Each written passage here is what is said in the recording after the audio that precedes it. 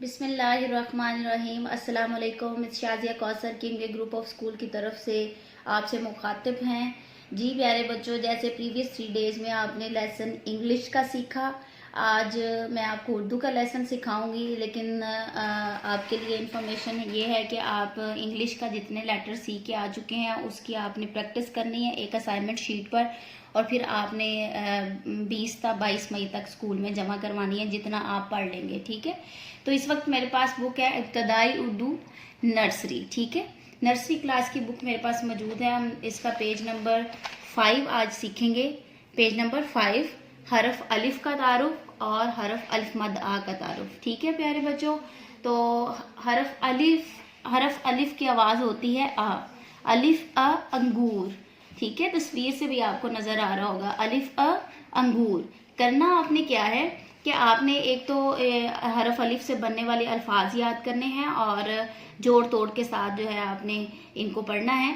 अलिफ अ अंगूर, और अंगूर में आपको हरफ अलिफ नजर आ रहा है डॉट्स में, नुक्तों में। आपने इसके ऊपर पेंसिल फेरनी है, और पेंसिल फेरनी है आपने बिल्कुल स्ट्रेट लाइन में। ठीक है, इस एक्सरसाइज को आप इसी तरह मुकम्मल करेंगे। और ये नून गाफ वाओरे लगा हुआ है, लेकिन हमने हरफ अलिफ लिख कर इस लफ्ज को मुकम्मल करना है। ठीक है, अब अगर हरफ अलिफ लिखेंगे तो ये अंगूर बन जाएगा। ठीक है, अलिफ अ अंगूर। और इस हरफ अलिफ के मजीद जो है वो अल्फाज हैं अलिफ अ अनार, अलिफ अ अमरूद, अलिफ अ अलमारी। ठीक है, अलिफ अ अंगूर, अलिफ अ अनार, अलिफ अ अमरूद, अलिफ अ अलमारी।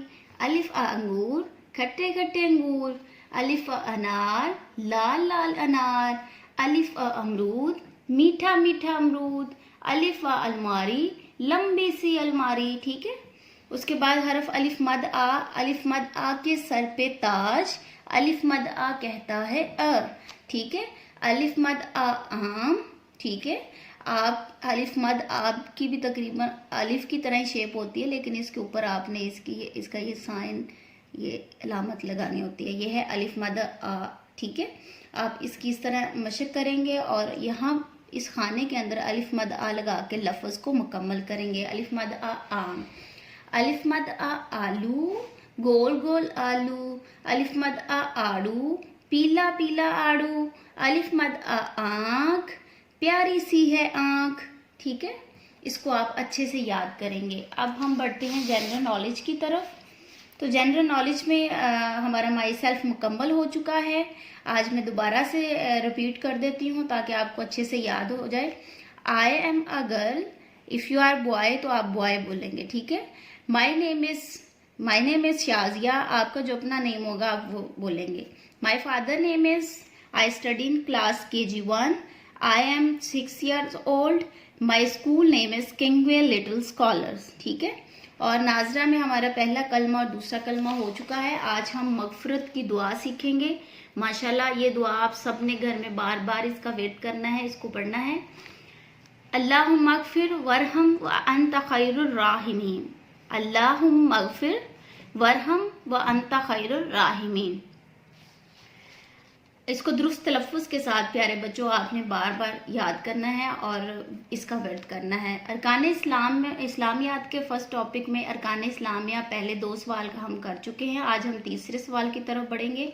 इस्लाम का पहला रुकन कौन सा है? इस्लाम का पहला रुकन कलमा तैयबा है। ठीक है प्यारे बच्चों, आप इसको याद करेंगे। वालिदैन से मेरी गुजारिश है कि वो अपने बच्चों को चलते फिरते ये सवालात पूछें और उनसे बार बार पढ़ने के लिए कहें।